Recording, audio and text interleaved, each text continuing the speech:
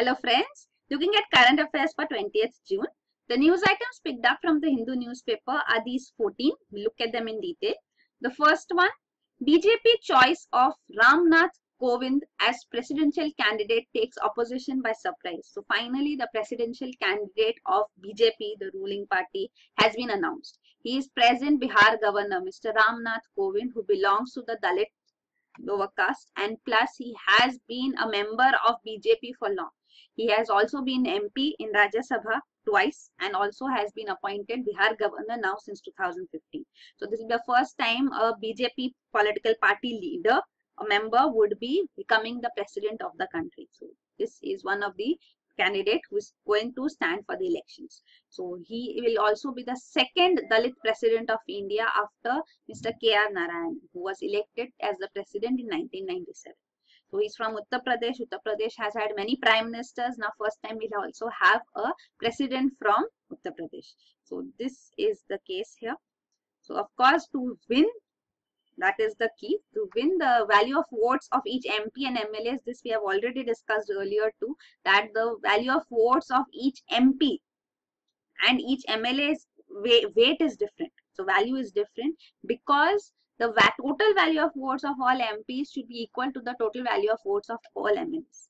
So that is the case. You can see here the details, the calculation is mentioned here. So the center and all the states together, so they should have 50-50 say in who is elected as the president. So that is the electoral college of the president.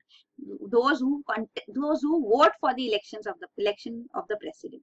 So that is called the electoral college, which comprises of elected members of Lok Sabha, elected members of Rajya Sabha, and elected members of all legislative assemblies of all states, including legislative assembly of 2 union territories, Delhi and Puducherry. So here that is also mentioned here. So 29 states plus 2 union territories, 31 legislative assembly members, only elected members. So you should remember that that is the key. It comprises of only elected members. Don't go by the words here. Then next is London mosque attack. So just few days back we had seen that a van had rammed on the London Bridge and the market adjoining in London, and had killed people as such over there on a Sunday. And now a van has rammed into worshippers near a mosque in London. So here also one person has been killed and 8 injured. British PM Theresa May has called it a potential terrorist attack. So there have been now 4 such incidents since March 2017 in Britain. Then next is anti-profiteering body can take suo motu action. So this is regarding National Anti-Profiteering Authority, which will be set up under the Goods and Services Tax regime. And this body has still not been notified. Notification has not come forth, but the details which are coming forth about how the body would be established, it says that it would have wide-ranging powers. So anti-profiteering we have discussed quite often earlier too. If there is a case which comes forth that an authority, a company, a person is not passing on the benefits of lower tax incidence, because taxation rates would change under GST. So the tax incidence, if it is low, then that benefit should be passed on in the prices also, then to the consumers also. Consumers should also benefit. So that is called the anti-profiteering clause. And this National Anti-Profiteering Authority will look into these cases where there are such allegations or such cases coming forth. So it can take suo motu action too. Means itself can also initiate an action, not just on a complaint. So that is there. Also the input tax credits which are provided. So that also make a significant change. So if input tax credits are provided by the government, then that also consequent to that also the benefits should go to the consumers also with low prices that way. So the procedure here as is expected to be is mentioned here. Though the National Anti-Profiteering Authority once notified will get the clear picture and the final details, and then you can make a clear note of it. But just an overview, we can see that there will be a standing committee which would be established that will receive written complaints from anyone about anti-profiteering practices. Then this standing committee will refer the matter to Directorate General of Safeguards. So this will undertake detailed inquiry and will finish and provide its report within 3 months to the standing committee. So if it's requiring some more time, then it should give written reasons for delay and then get maximum 3 more months. So maximum it can go up to 6 months. Then the authority, National Anti-Profiteering Authority, will have 3 months to issue the verdict following the inquiry and the report of Director General of Safeguards. So this will the procedure means maximum 9 months. In that time frame the ruling can come. And the authority has been given powers. It can order a reduction in prices, impose a penalty, even cancel the registration of a company which it deems to not have passed on the tax rate reductions to consumers. So these are the powers which will be given. So we'll see the details will come forth too. Then next is Punjab waives farmers loans. So now Punjab government has announced that it would waive the crop loans of up to 2 lakh for small and marginal farmers. So small and marginal farmers have a land holding up to 5 acres. So also marginal farmers would get a flat 2 lakh relief for all, for irrespective of the loan amount. So if it is whatever be the loan amount, 2 lakh relief would be provided. So what are marginal farmers, small farmers? Here the details are provided. So you can see marginal farmers are those who have a land holding up to 1 hectare. And 1 hectare is around approximately a little less than 2.5 acres. So in terms of acres, if you look at it, it's up to 5 acres. So marginal farmers are having half of 5 acres. This is 2.5 acres. Small farmers means 1 to 2 hectares means maximum up to 5 acres. Because 1 hectare is 2.5 approximately acres. And big farmers are over 10 hectares. So this is there. So small and marginal farmers. So marginal are having the least land holding. So they would get a flat 2 lakh relief. So that is the announcement done. So it's saying that we are providing double the relief of what has been announced by Uttar Pradesh government and Maharashtra government. So this is the Congress government here in Punjab. And UP and Maharashtra have BJP governments. So that is there. So you should know about acres and hectares. You can see here also the details are provided. So 1 acre is 200 by 200 square feet. That is 40,000 square feet.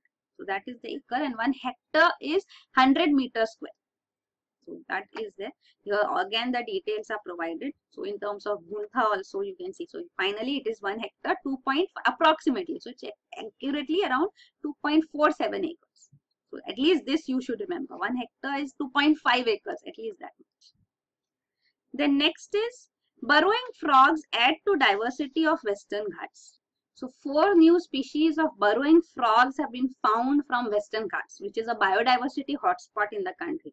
India has 2 internationally recognized, under Mayer's definition, recognized biodiversity hotspots, that is Western Ghats and Eastern Himalayas. So these are the 2 major regions. So in Western Ghats, you can see it's a result of 5 years extensive exploration that 4 new species of burrowing frogs. What is special about them is that they have the ability to burrow. So that is there. They belong to the genus Fagevaria. You don't need to remember this. But what is special about them in this family too is that they have the ability to burrow. So they have been named also. The 4 frogs as such have been named. One has been named after Khatri tribe. So this is in Kerala, you should know about it. And then one more has been named after Critical Ecosystem Partnership Fund. So you can see CPF burrowing frog, Khatri burrowing frog. So at least Khatri tribe you should know about. It is in Kerala. Then what is this CPF also we'll see. Then Parambikulam Tiger Reserve in Kerala, in which one of the frogs have been found, has been named after Neil Cox. So Neil Cox was the IUCN member. So he was Neil Cox. So he had been instrumental in preparing a red list of global amphibian species. So in honor of him also, one burrowing frog has been named Neil Cox's burrowing frog. So again here what is important to remember is 1, Western Ghats is a biodiversity hotspot. Khatri tribe is in Kerala. About CPF, and Parambikulam Tiger Reserve, if you can remember, is in Kerala. So there will be many tiger reserves and such names coming forth, and there can be a question in UPSC in prelims. So you should know about them. So this year there was no question. Then this is the frog species, and here you can see the Parambikulam Wildlife Sanctuary is also shown. This is a tiger reserve. And the Khatri village is also the location are shown here. You can see in the forested region here in Kerala. Then CPF, what is this? Critical Ecosystem Partnership Fund. So we have seen in environment biodiversity, UPSC does ask questions on organizations with respect to environment, climate change. And this is one more here. So this is a organization which provides funding and technical assistance to NGOs and other private sector partners. So it's not with respect to government. So here the sentence can be changed in a question with saying that it provides this to government only. It's not to government, it's to NGOs and private sector partners to protect critical ecosystems, as the name says, Critical Ecosystems Partnership Funds. So its focuses is on biodiversity hotspots. So as I said, Western Ghats is a biodiversity hotspot. So it is a focus area and it has provided assistance here. So it's a joint initiative of Global Environment Facility, MacArthur Foundation, French Development Agency, Government of Japan, EU, Conservation International, and World Bank. So how many you can remember out of these is fine, but you should know about them. And this is the biodiversity hotspot definition as given in Mayer's 2000 edition of hotspot map. So it's a biogeographic region with significant reservoir of biodiversity under threat from humans. So a hotspot is under threat. Biodiversity is there and it is also under threat is important. Then only it's called a biodiversity hotspot. So what are the criteria? You can see two strict criteria here are that one, it must contain at least 0.5% or 1,500 species of vascular plants as endemic to that region that way. And it should have lost at least 70% of its primary vegetation. So this is a criteria. It should have lost because it is under threat. Then only it's a biodiversity hotspot. So this is there that it should have lost at least 70% of its primary vegetation. And these are the two criteria. And in the world, there are at least 35 such areas. So these have been recognized. So here you can see the two biodiversity hotspots in India mentioned Western Ghats. So again, the states included a question in UPSC prelims this year in 2017 is here. And Eastern Himalayas too. You can see so Western Ghats and Eastern Himalayas are two biodiversity hotspots. Eastern Himalayas are also shared with Nepal. Then next is pay rupees 709 crore to SEBI in 10 days. Supreme Court tells Sahara chief. So the Supreme Court has now asked Sahara chief Subrata Roy to deposit rupees 709.82 crores, which is pending to be deposited in the SEBI Sahara refund account, in which 1,500 crore had to be paid by June 15. Still this much amount is pending. So now Supreme Court has given time till July 4 to deposit this remaining amount, and it has said that if it is not deposited, then the Sahara chief would have to go behind bars. He was behind bars too. A bail has presently been granted till July 5. So this is the statement coming forth. The whole background of this, what is it? We'll see. It was SEBI, Securities and Exchange Board of India, which had filed a case against Sahara India Real Estate Corporation and Sahara Housing Investment. These two entities which were promoted by Mr. Subrata Roy, the Sahara chief, and the three directors involved here. So this was a case of 2012 in which it was alleged that the firm collected money from investors without listing the securities on the stock exchange. So these were unlisted companies and they had collected money from investors. They were asking people to invest into their companies, and these were investments majorly from small rural population, and it was up to the tune of this much amount, crores of rupees, which was collected from them. So then Sahara chief had this case registered against him by SEBI. The Sahara chief also went to the Supreme Court. You can see the whole timeline is given here. So in 2010, SEBI had restrained Sahara India and Sahara Housing, this Sahara India Real Estate and Sahara India Housing, from raising funds. The funds were raised in the form of this optional fully convertible debentures. So these OFCDs were issued and people were asked to invest in them by these debentures. So these debentures were issued without them being listed. And Sahara chief, when the case was filed, he said that why a case is being filed, because our companies are not even listed on security exchange. Then SEBI jurisdiction does not come. But these were debentures issued. So SEBI said that our jurisdiction is there. The case went into the courts and the Supreme Court also upheld that SEBI has jurisdiction. So that's what it is. Even Securities Appellate Tribunal, where the case went from SEBI, the ruling, if the SEBI ruling is not to the satisfaction of the person, then he can approach even the Appellate Tribunal, that is Securities Appellate Tribunal, SAT. So SAT also upheld SEBI's order. And then finally it went to Supreme Court also, and courts also upheld SEBI order. And finally he was asked to repay the amount, stop collecting this money from the investors and repay what has been collected. So that is a huge amount of money which has to be repaid. So here the whole thing is going on. Even the properties belonging to Sahara Group were asked to be put on auction. Even the prime property in Lavasa property in Lonavala, that was also part of this grouping. So that is a prime property, and that was a threat given by Supreme Court that if action is not taken, the amount is not put into the account which has been established here, then such actions would also be taken. So this is the whole story of this. What are optionally fully convertible debentures? That is important. So this fully convertible debentures means you are buying a share in the company, and you will, fully convertible debenture means it will be whatever investment you are doing, that can be converted into a share. So that is there. This debenture can be converted into a share in the company, and this conversion ratio would be decided by the issuer. The company would decide, means in this case Sahara would decide. But optional fully convertible debentures means that there is an option. The investor has the option that whoever is investing in these debentures, whether he wants to convert his debentures into shares or not. So that is this optional fully convertible debentures. So all these were issued without being listed on stock exchange. So that is it. Then next is CIC says BCCI should come under RTI Act. So Central Information Commission, so which is the body established under RTI Act, so to implement RTI Act as well. So this CIC has asked the Committee of Administrators. These Committee of Administrators, you should recollect, have been established after the Lodha panel recommendations. The present board of BCCI was removed, and this Committee of Administrators is presently administering BCCI. So CCIC has now approached Committee of Administrators asking that BCCI should be brought under RTI. Earlier two such demands were made, but they were not implemented. So now again a demand is being made. The government has clarified in 2010 itself that all national sports federations receiving grants of rupees 10 lakh or more as a public authority from the government should come under RTI, Right to Information Act. So, but this BCCI is not receiving grants from the government. But then the CIC is making a case saying that it is receiving thousands of crores of rupees towards tax concessions. If tax concessions are provided by the government, so those are also savings.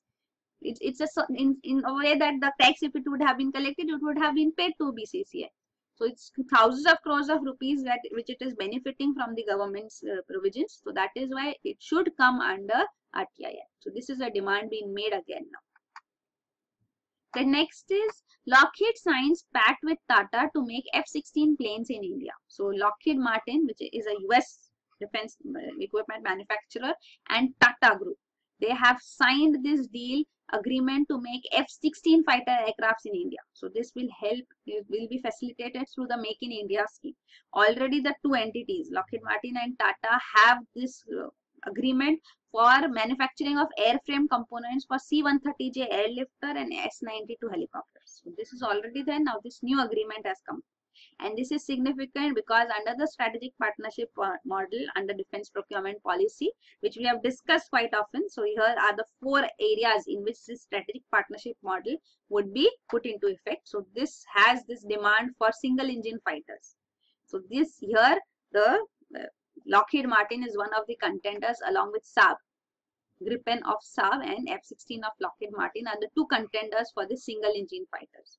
And for Make in India, they will have to have an agreement with an Indian entity. So here Mahindra and Tata Advanced Systems are the 2 contenders for Make in India. So they should have these agreements with a huge technology transfer and Make in India's component that the agreement has to be put into effect. But this has not been announced yet. The single engine fighters for India, who would be manufacturing it? Would it be Lockheed Martin's F-16 or Gripen of Saab? Has not been finalized. The award would be given. This contract would be given after the bidding and whole process is put into effect. So that has not taken place, but the deals between the foreign entity and Indian entity, Lockheed Martin and Tata, is taking place here. So that is the news here. So this is also significant with respect to US President Donald Trump. Now he'll be visited by Indian Prime Minister Narendra Modi. Would be going to US, visiting the president, the new president, for the first time. So that is there. And Make in India initiative is what is the pet project of Prime Minister Narendra Modi, while in US it is America First policy endorsed by Donald Trump. So both clash, but here the 2 entities, Lockheed Martin and Tata, are saying that this would result in huge amount of technology, a huge amount of job creation in both countries, in USA as well as in India. So both are endorsing it. So we'll see where the deal is put into effect now once the award is provided. And these are the other 3 areas too in which the strategic partnership model would be effective. So for submarines, 6 submarines under project 75I will be manufactured with Make in India. So that is there. So this project 75I is the next after project 75, under which 6 Scorpion submarines have been taken from DCNS. That agreement has been signed with DCNS of France. So these Scorpion submarines are being manufactured at Mazagon Docks Limited. So Mazagon Docks Limited too, you can see, is also one of the likely contender here. And as we have discussed earlier, only defense PSU public sector undertaking only public sector defense undertaking in this list of contenders. Then armored vehicles is for army and helicopters also. Naval utility helicopters will also be projects which would be implemented under strategic partnership model. The next is Scorpion submarines to join Navy without AIP modules. So this AIP is air independent propulsion. So this air independent propulsion system is not part of Scorpion submarine per se, but this is being developed by DRDO, Defense Research and Development Organization, and this project has been delayed. So since it is not ready, it cannot be fitted with the Scorpion submarine. So that's what the DCNS, the provider, the French company, is saying, that since it has been delayed for these diesel electric submarines, Scorpions, it would not be possible to have them. Otherwise, it was expected at least for the last 2 of the 6 submarines, this would be fitted. The only option which is now being given is that it can be fitted when during a refit. So refit will take place of the submarine after 6 years of induction. So that time an AIP system can be fitted, or even a major refit takes place after 12 years of induction. So at that time it is possible.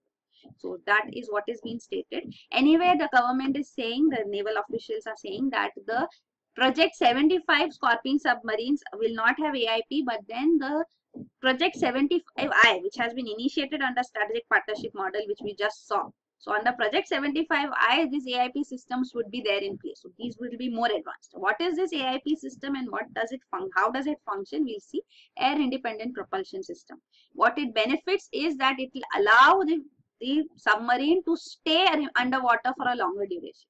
So how is that possible? Because this air independent propulsion system allows the submarine to recharge its batteries. So when its batteries can be recharged without surfacing up for the air, then its stealth capabilities are also increased and it is able to stay underwater for long. So that is this air independent propulsion system being developed by DRDO in India. And this is regarding the Project 75 and 75I. So 6 submarines are being procured under Project 75 from DCNS of France. The first one has been inducted. This is INS Calvary. So in May 2016, it began sea trials and has recently been inducted into the Navy. Then all remaining 5 will be induction will be completed by 2010. Then next is BRICS backs India's campaign against global terrorism, says V.K. Singh. So this was the first meeting of BRICS foreign ministers which took place. BRICS is Brazil, Russia, India, China and South Africa. So all these nations together have called for fighting against global terrorism, no discrimination amongst terrorists as good and bad. So that has been endorsed. Also, it called for an early adoption of Comprehensive Union Convention against International Terrorism. So this is an India's endorsed convention at United Nations, but it has still not been adopted. You can see. So this is CCIT. It has been in news quite often, and India has been pushing for it. So that a draft has been proposed by India in 1996, but not yet adopted at UN General Assembly. Why has it been so? It's a convention against convention on international terrorism. So this is because there is no clear definition of terrorists. So there are people who are fighting for independence of a particular region. So then they are called as freedom fighters by the other party. So then that's what the thing is. So there's ambiguity on the term. What is a terrorist? The difference, good terrorist, bad terrorist, which is seen presently being done, also creates ambiguity. So that is why there has been no acceptable definition of terrorist, and this convention has been pending for so long. So here you can see the concerns which have been put forth by various entities, US and its allies, even Latin American countries, Organization of Islamic countries have their own concerns, because of which CCIT has not yet been adopted. And BRICS, you should know, it comprises of these 5 nations. It was the concept of BRIC actually. South Africa joined in later in 2011. The BRIC concept was given in 2001 by Jim O'Neill, who was the chairman of Goldman Sachs Asset Management Company. So BRIC, he said, were the 4 fastest growing emerging markets. So they together comprise of 25% of land area of the world, 40% of the world population, and have a huge accumulative GDP. So that is why they were significantly highlighted, and then a grouping was also formed of these 4 nations, and later South Africa added. The next is India Okay, and one more thing which is to be mentioned here is at this BRICS meet, the three things which were highlighted. One was fight against terrorism. Second was to back globalization. So we are seeing that protectionism is gaining ground presently. So the BRICS nations are these developing countries who endorse globalization and are against protectionism now. So protectionism now is emanating from the developed countries. So that is there, especially from US. And then the another point was put forth was on consensus on climate change. So with respect to climate change also, we have seen that USA has reneged the Paris Climate Agreement. So they have renewed their commitment and reiterated the commitment to the Paris Climate Agreement. So this was also announced by the BRICS members. Then next is India objects to BRICS supporting China's BRI. So the paper which came forth after this BRICS meeting as such was calling for endorsing Belt and Road Initiative, which is the initiative of China. So this Belt and Road Forum meet which took place also in China in May 2017. This was not attended by India, and India objects to it specifically because of a project which called CPEC, China-Pakistan Economic Corridor, which passes through Pakistan occupied Kashmir. So that is a sovereignty issue raised by India, and it has also raised concerns that investments which China makes for infrastructure development in various countries all across. You can see it has this land route too, maritime route too. So all these investments which are made become a huge burden on the exchequer of these countries. Significant cases of Sri Lanka too and many African nations too, which are under the debt burden because of Chinese investments. And China also tries to intervene in the internal matters, and acquisition of land all becomes controversial matter here. So those aspects have also been highlighted by India, and presently it has objected to BRICS supporting China's BRI. So it asked for such mentions to be removed from the agreement, which was also came for the document which came forth after the meet. So this is there. And BRICS summit, you should know, in September 2017, the next BRICS summit will take place in China in Xiamen City. Then next is India-Afghanistan open air freight route. So India and Afghanistan have inaugurated dedicated air freight corridor services. So by air, goods would be transported or imported, exported between India and Afghanistan. So the first consignment air cargo from Afghanistan reached India. So this has been appreciated, and it passed over the airspace of Pakistan. So of course that would be there. So here the government of India has also stated that this would benefit Afghanistan, which is a landlocked country, which will get greater access to markets in India and allow Afghan businessmen also to flourish. The Afghan farmers would benefit, but will get quick and direct access to Indian markets for their perishable produce. Then next is Kane Row in IT department to take away dividend. So Kane Energy, this is a company from UK. And this had invested in India, and later it had handed over its entire operation in India to its subsidiary, which is now also not under it, Kane India Limited. Now it is called Vedanta India Limited. So it was also sold off. This was a profit-making company sold off to a debt-ridden company, Vedanta India Limited. So this Kane India Limited, in 2006, the complete transfer of shares which took place, on this transfer of shares, the income tax department in India is demanding a capital gains tax. So this you can see in 2006 this transfer took place, and in 2014 IT department made a tax demand on capital gains because it was around 24,503 crore of shares which were transferred, worth of shares. So tax officials demanded 10,000 to 47 crores as tax.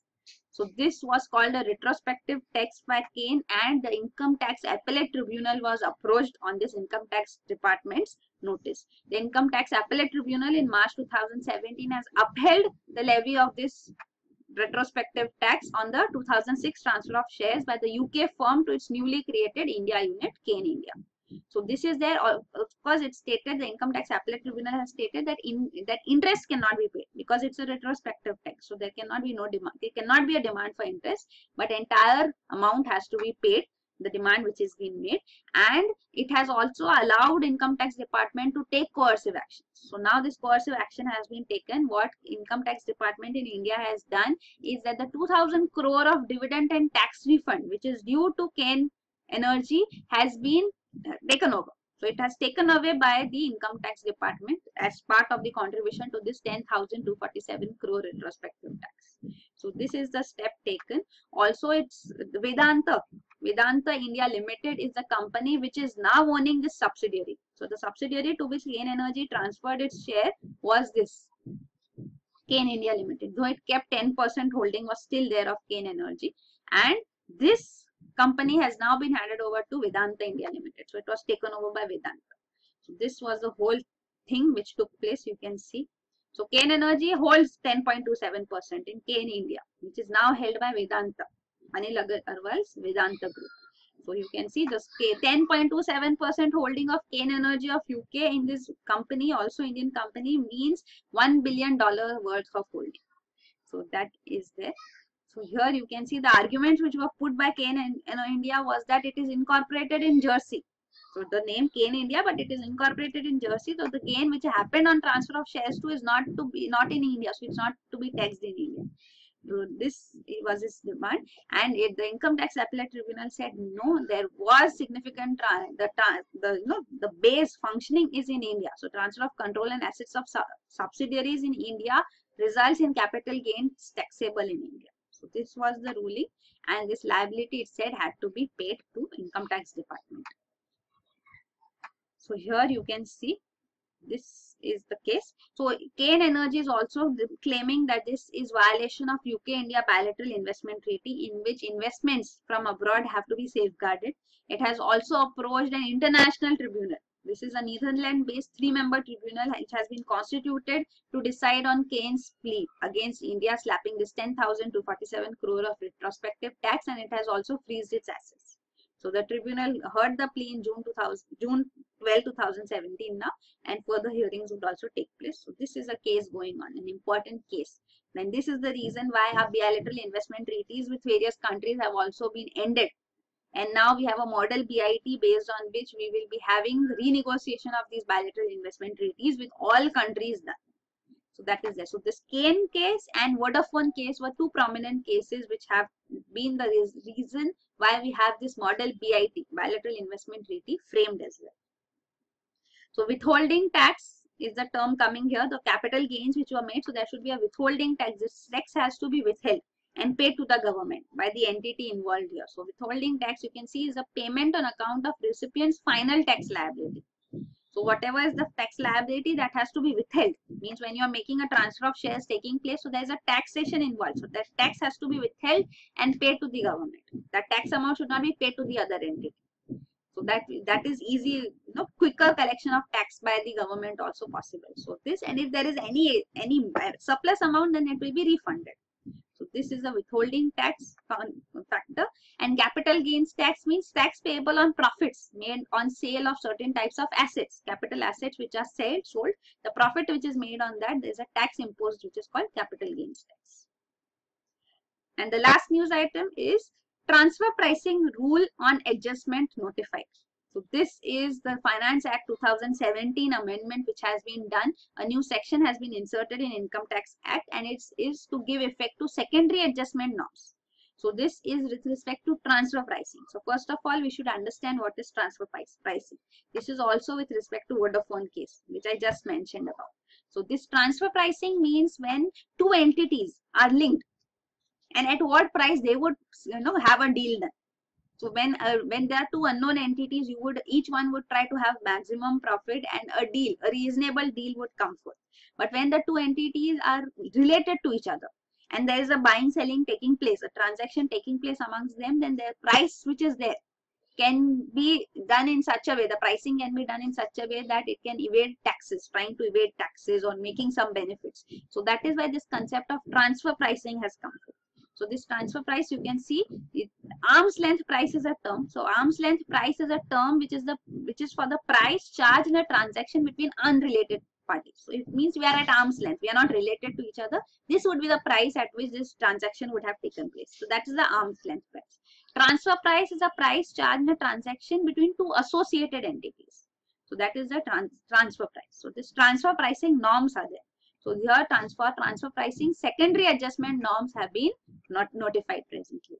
So what are these secondary adjustment norms? These have been notified. The law has been brought in through the Finance Act 2017. Income Tax Act has been amended. So these secondary adjustment norms would apply after the primary adjustment. So when will primary adjustment also take place? So this is transfer pricing, means from a company to its arm. So whenever there are profits, there's an allocation needed to be done from the company to its arm. So this amount of money which is sent, that is primary adjustment done. Later, when assessment takes place, there is a secondary adjustment required. So after the primary adjustment done, there is a 90 days time frame given. Within 90 days, the secondary adjustment also has to be taken care of. If it is not done, then the income tax department will consider this extra amount as an advance made. And the taxation purposes, for taxation purposes, it would be taken into consideration. Also, it has said then there would be a rate of interest which will apply for computing the income if the repatriation of excess money is not done. So these are the secondary norms which have come forth so that the transfer pricing is further regulated. And this, it says, is as per the guidelines provided by OECD, or Organization for Economic Cooperation and Development. And this is the case regarding Vodafone too. So here the transfer pricing case was also involved. So Vodafone in 2008-9 issued shares to its Mauritius holding company, which was a holding company. So here the price at which these shares were issued was 8,519 per share. So shares were provided, but then the Indian taxation authorities said that this is not the right price. The arm's length price, which should ideally be, is 53,775 rupees per share. So that's why an income tax department had made tax demand on Vodafone of rupees 3,200 crores. So this was the tax transfer pricing case. It was also there, and the capital gains tax case made here. But the Bombay High Court actually ruled in favor of Vodafone. So this was the transfer pricing case of Vodafone here. So in 2015, the ruling came in favor of Vodafone. So these are the news items. Thank you.